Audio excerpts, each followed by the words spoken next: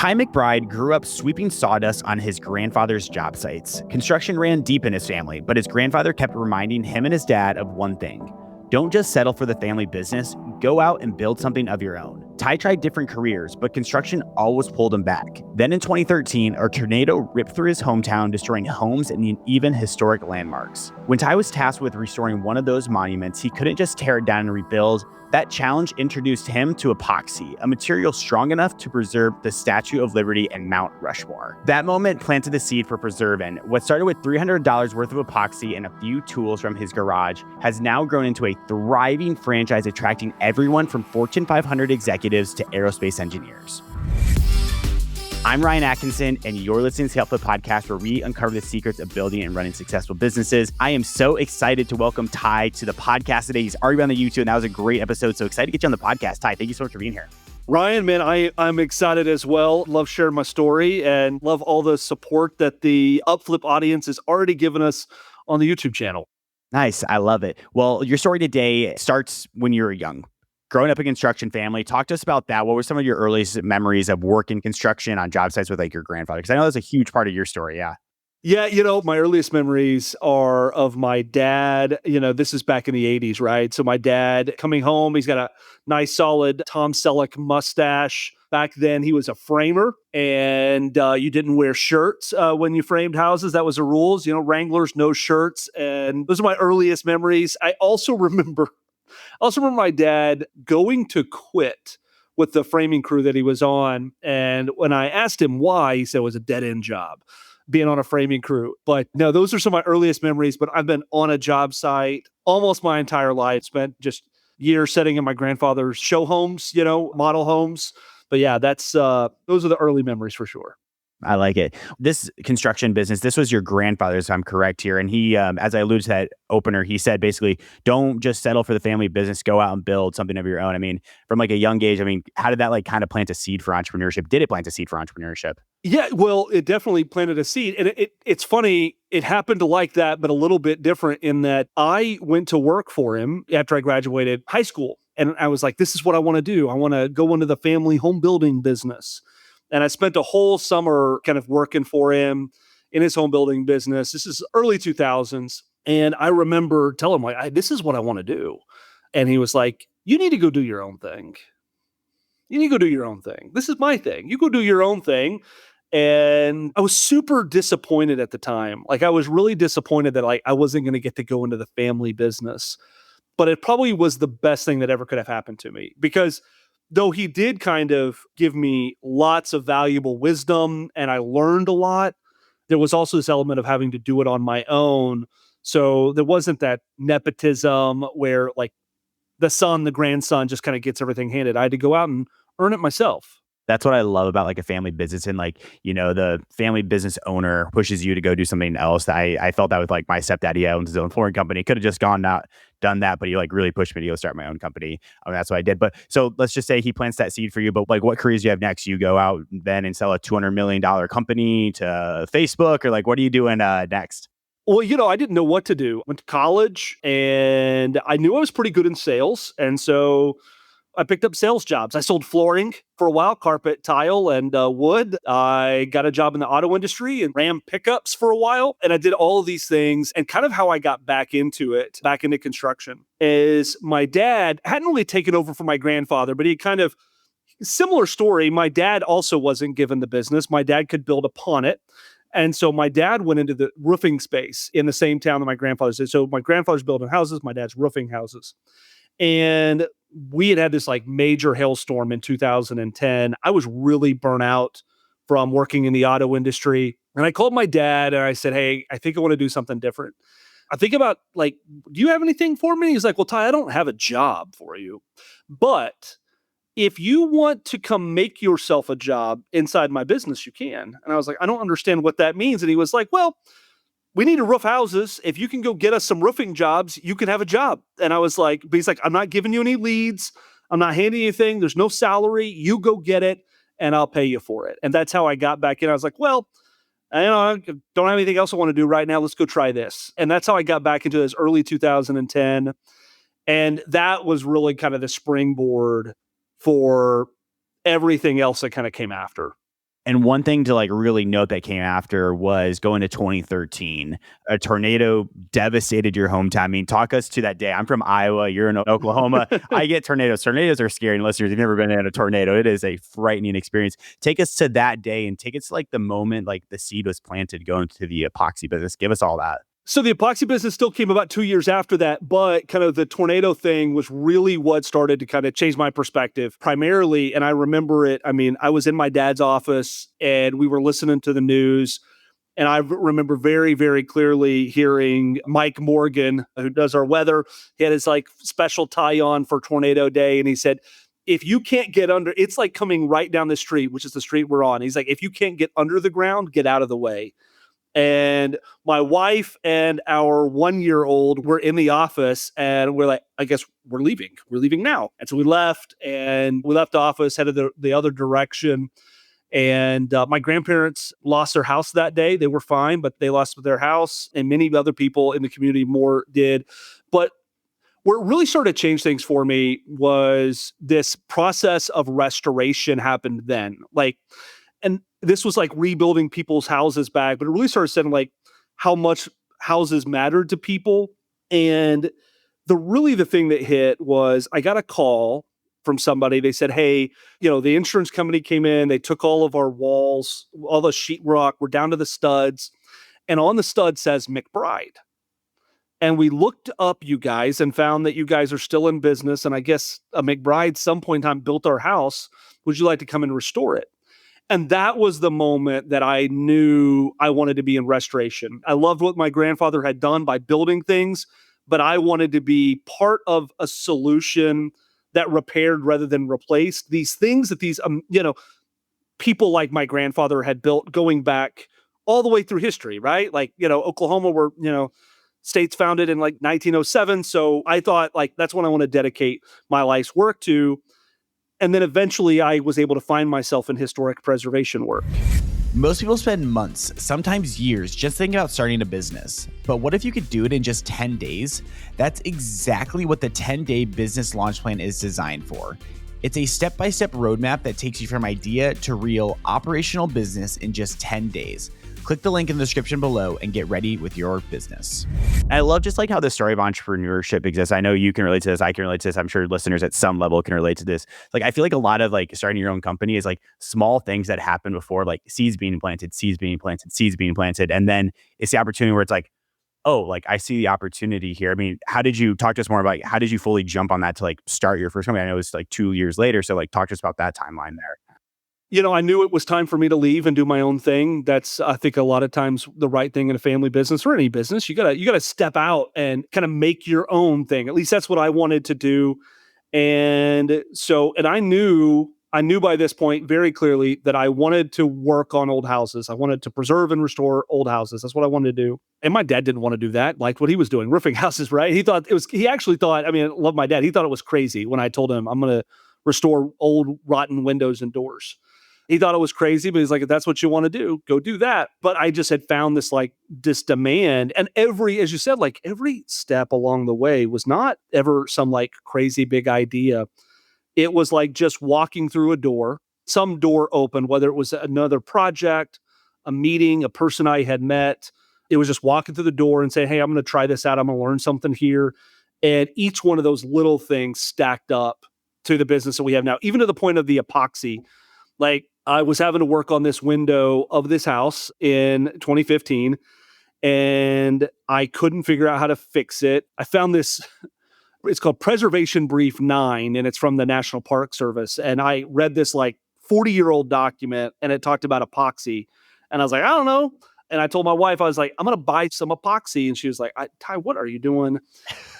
We have kids. Like, what are you thinking here? What are you thinking? Like, and then when she saw it come in the mail and it was, a box and I had spent $300 on it, which was a ton of money for us.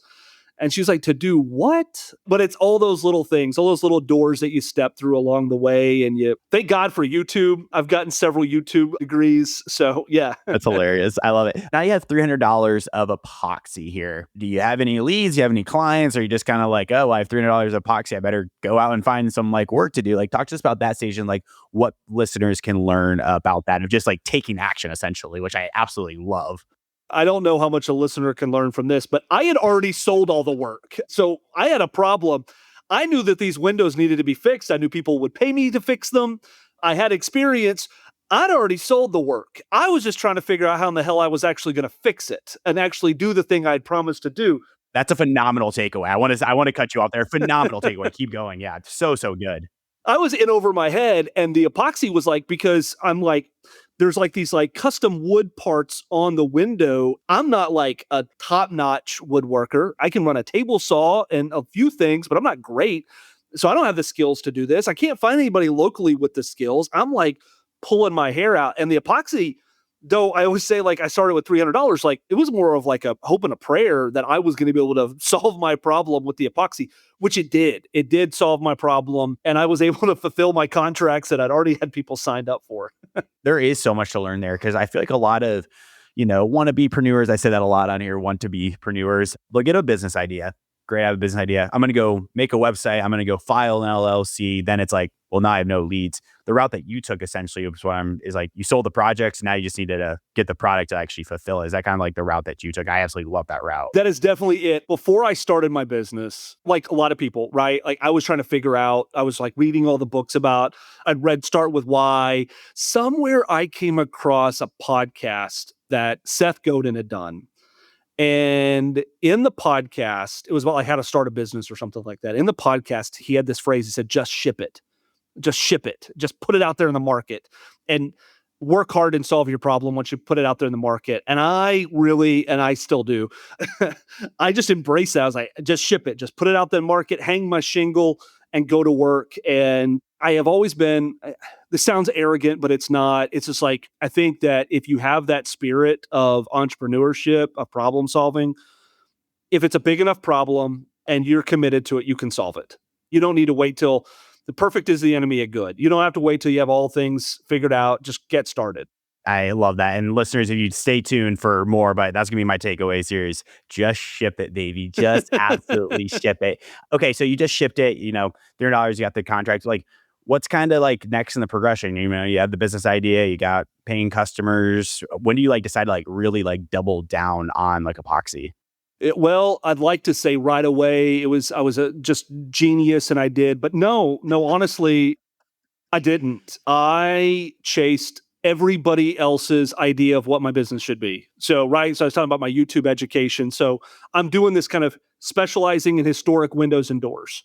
And so I look for other people who are doing the same thing out there. And I go, okay, well, they're doing it this way. So I try to do it that way. Epoxy was a tool that we had in the truck. It was a tool that we had on the shelf, but I ended up buying all the tools to make all the wood components. I mean, at one point in time, I had a 7,000 square foot woodworking shop, and I'm a terrible woodworker, but I hired good ones.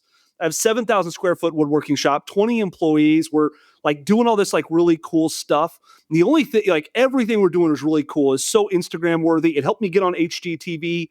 All that stuff is really awesome, except for my P&L looked like a train wreck. And how we stayed in business all those years, I don't have any idea. But no, so I went down this other path that, then somebody told me, well, you got to do commercial work in historic preservation. So I went out and landed, all built off of this. I went out and landed massive, what I would call massive contracts, right? Like, because it's in this really cool niche space. And I was like the only one in Oklahoma doing it. So I was able to land like $100,000 contract to do window and door restoration. And then I picked up a $350,000 contract. Oh my gosh. Well, how are you landing these? I do want to get actual for the listeners, but like, how did you land these and like what you know now of doing this? Like, how would you advise people to like land their like first big clients? So for me, it was really about like, it's boots on the ground stuff on this like commercial contract, getting these bigger contracts. It was boots on the ground stuff. It was going into general contractors. So in the historic preservation space, there are tax credits. And because all this stuff is public, what I could find, at least in Oklahoma, Kansas, and the surrounding states, Texas, I could get a list of everybody publicly who was currently trying to get a tax credit on their project they had going on. And on this list would be the general contractor and would be the architect on record.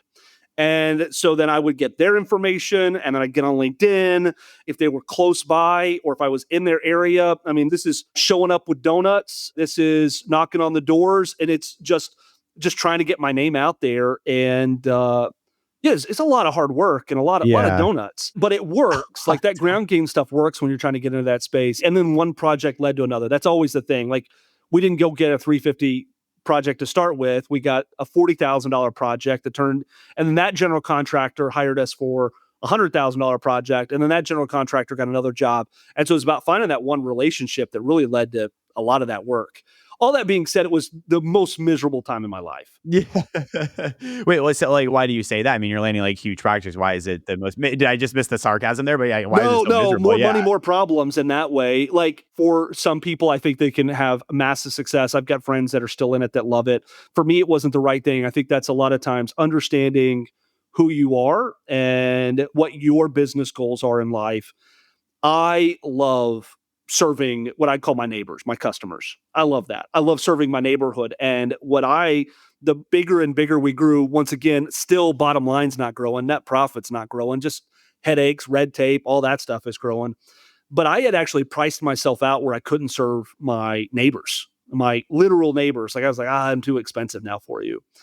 And I don't want to say this lightly because I know that COVID was very difficult for a lot of people. And it was difficult for my community, my neighborhood. It was the best thing that ever happened to my business, hands down, because it forced us to rethink our business. During that time of doing that big, huge commercial project, it was in Kansas.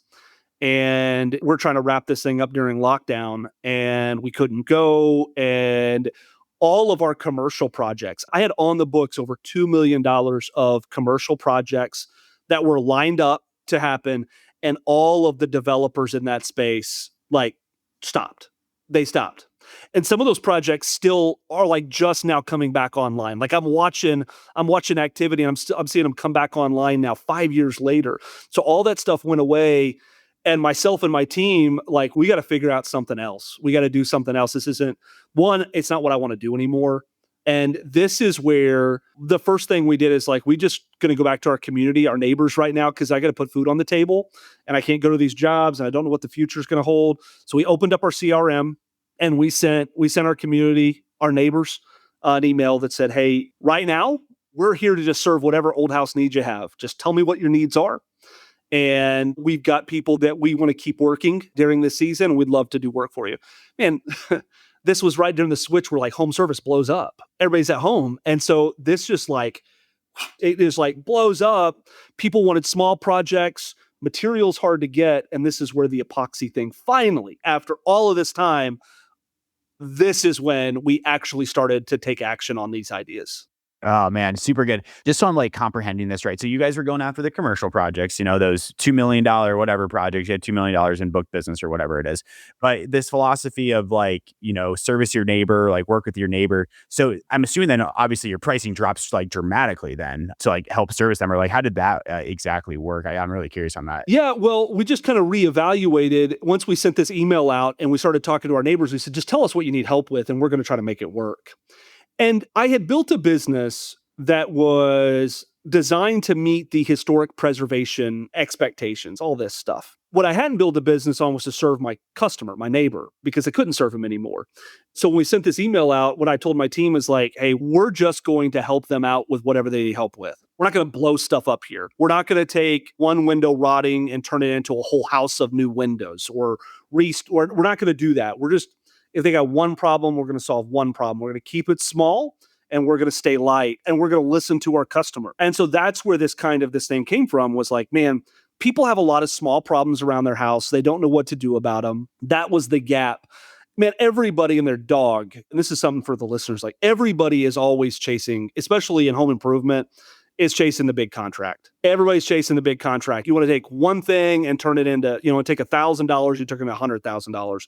And we just stopped seeing it that way. We said, you know what, rather than do all of that, we're just going to focus, we're going to keep it small for our neighbor. And it paid off. It paid off big time. Mm-hmm. Yeah. I mean, what was that payoff? I mean, COVID, you don't have the commercial projects anymore. Like, how did that like really shape your business? I know you hinted on it before and, you said it right there, like you blew up, like you said a few moments ago, like how did that really like shape your like business and like throw you into like a whole new realm of like home services? What we ended up doing is we kind of split business entities. So we said, okay, we've got this customer base that still wants these kind of full projects. And so you can look it up online. The company's called Old Home Rescue. I was managing and working with our owner up until just this last year when I exited from that.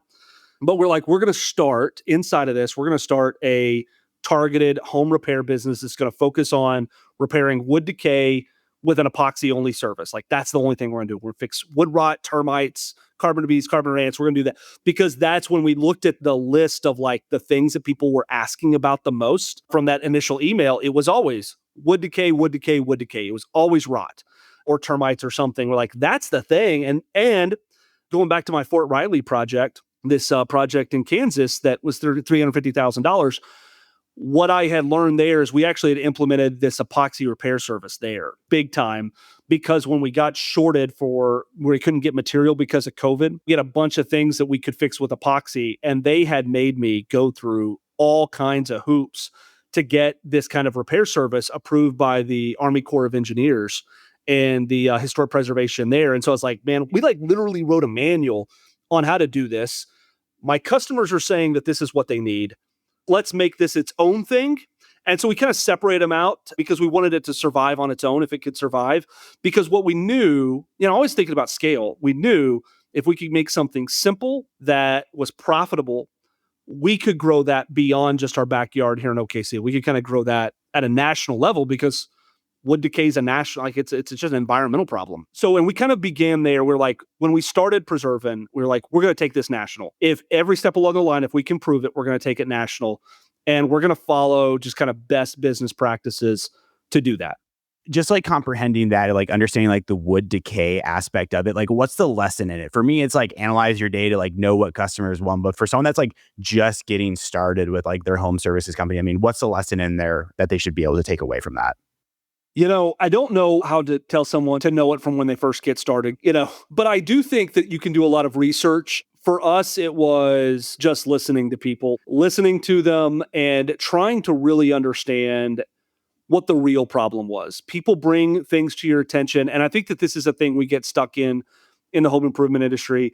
People will tell you, they'll say, I need new windows or I need a new roof. But a lot of times the value is asking kind of like the deeper questions, like why? What makes you want a new roof today?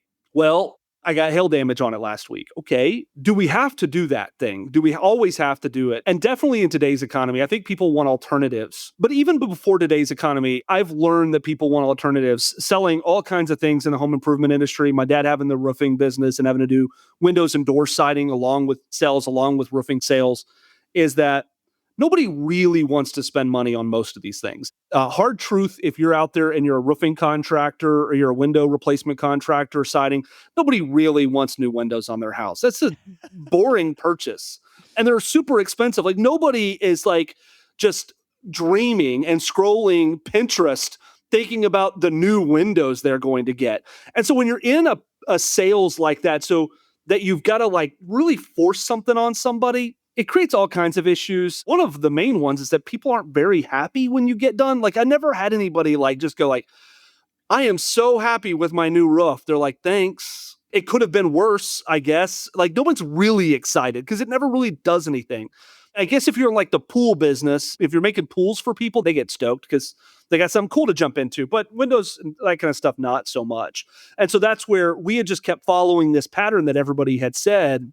We weren't listening, and we just started listening to our customers.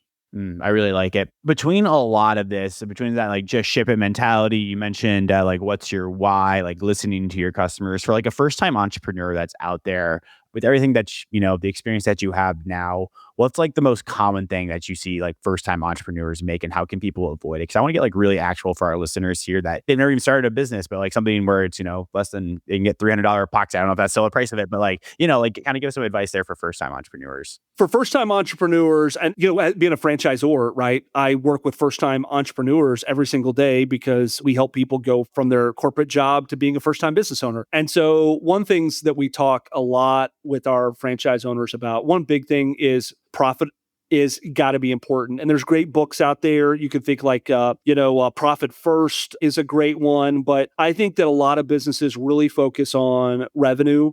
And a term that I say all the time is revenue is for vanity, profits for sanity. And so focus on running a profitable business. That's one. The other kind of corny statement that I will tell our franchisees and I tell people as we're kind of going through the process is that in business, And this is especially in home service. You don't want to be a mile wide in your services and an inch deep. The guy driving around in the truck that says no job is too big, no job is too small. That is something I see all the time in the home service space where everybody says they do everything. I can do that. I can do that. I can do that. And they can't or they shouldn't. And so they're a mile wide, they're an inch deep. That was the business that we ultimately kind of ended up having that I didn't like. And being a mile deep and just an inch wide is really where you get that profitability because you can build systems that you can build your team with. And I think that's one of the most important parts. And you can only build systems when you're running, in a lane really focused. That is a really good tip. I remember just like for my first year of like entrepreneurship, I remember there was like, I feel like even, in the economic cycle of like, 2019, 2020, like grow as fast as you can, like no matter what, increase your headcount, no matter what, revenue. No one ever talked about profit. That's something that I think entrepreneurs now are like, you don't really like worry about revenue. You want your revenue to be high, but you have to be profitable at the end of the day. That's going to be the most important thing for longevity when it comes to your business.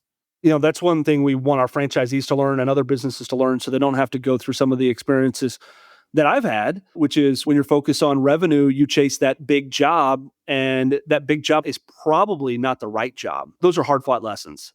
Another thing that caught my attention, you said, go a mile deep, an inch wide, like stay in your lane. That's where you build systems. That's where you get profitable. Like, how do you avoid that sexy, add-on? Be like, oh, we'll do epoxy, but we'll also do flooring for you. Like, how do you like avoid that? Because I think a lot of entrepreneurs early on, as you said, they go a mile wide and an inch deep. So like, how do you avoid that mindset? Or like, yeah, talk to us about that.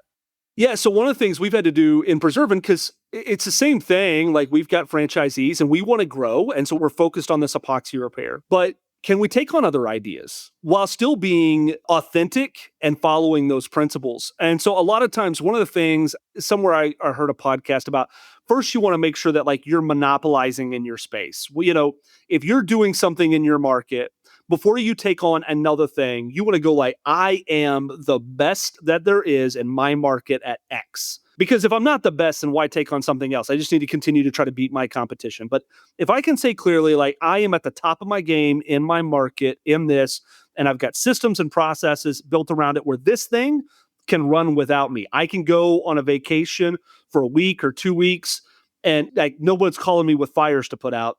That's kind of that test point. And then can I add something that stays authentic to the system and it's still going to be just an inch wide? And so for us, we have looked at tons of different ideas to help grow profit and revenue for our franchise owners. And it took a long time. I've been pitched a lot of things, a lot of product. Flooring is one of them. Like, oh, you could do this with flooring, right? Like wood floors. And it's like, wow, you kind of start to go like, and the thing for us is always like, okay, we have a system. How much of our system do we need to recreate for this new thing? Because if we have to like create a whole new system, I don't want to do that. And so for us, we just spent this last year test running fence and deck staining.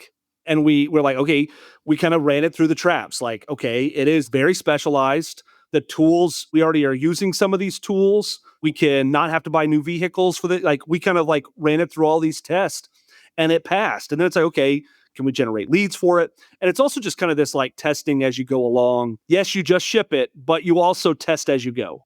Nice. I love it. That is really good stuff there. I feel like, honestly, Ty, we have gone like a mile deep in this. So I appreciate this so much. Like really great advice here for first-time entrepreneurs. So let's dive into our Fan Blitz questions. And listeners, if you want to join in on world-class entrepreneurs like Ty to get your voice heard, go to www.youtube.com/upflip and submit your questions there. But Ty, ready for our last 5 questions here or so? Let's do it, man. Cool. What's the one tool in your garage you can't live without? I've learned to live without any tools in my garage because I donated them to my business 10 years ago and I never got them back. I have a drill. That's it these days. I like it. How I hung up these paintings behind me the other day was I didn't have a hammer, so I used a frying pan to hit it in. I actually have to call my technicians to come do the things because they have all my tools now. That's so funny. Next one. What's the biggest DIY fail you've seen a homeowner try before calling you? Before calling me? Well, I'm not an electrician, but the biggest DIY fails I've ever seen around people DIYing their electrical. I've seen some crazy stuff. My brother-in-law had his house burned, or part of his house burned down because of some DIY stuff. So don't DIY your electrical. Call a pro. I like it. What's one piece of advice your grandfather gave you that you still repeat today? Well, the advice he gave me is to buy the right thing one time. Buy the right thing one time. Don't buy the cheap thing. Don't be a consumer. If you need something, buy it and buy the best and then keep it forever. I think it was easier for him back in the 60s and 70s than it is for us today, but I try. Yeah, I like it. Two more. What's the best book or podcast that's influenced you as an entrepreneur? Podcast, How I Built This. That is how I've survived. I've got a couple of them that I listen to over and over again, especially when I'm a little scared. There's some that are like, where they talk to the business owners when it's really dark, and I like to re-listen to those on some bad days. So that's one. The other is Let My People Go Surfing. I listened to Yvon Chouinard's How I Built This, then I read his book, transformed the way I thought that business could operate, doing things for good. Those are my recommendations. Both great recommendations. Beside the Upflip podcast, your second favorite is How I Built This. Yeah, absolutely. I'm just kidding with you. Last question for you. If someone had just $500 to start a business, what's the very first step you'd tell them to make? If it was in home service, the absolute first step is to get a free account on Canva. Whatever thing you're going to do, make a flyer for it, a door hanger for it, and pick the absolute best neighborhood in your area and go put out $500. You probably get 1,000 door hangers. Go walk your neighborhood, knock 1,000 doors. Very last question for you. Someone's like, oh my gosh, I need to learn more about Ty, see what he's building. Where can they learn more about you? The easiest place is on social media. Probably LinkedIn is where I'm most active. So you can just find me on LinkedIn and shoot me a message. I'm on all the other ones, but LinkedIn most of the time. If you're like the Preservin thing, just go to preservin.com and you can find out all about that there.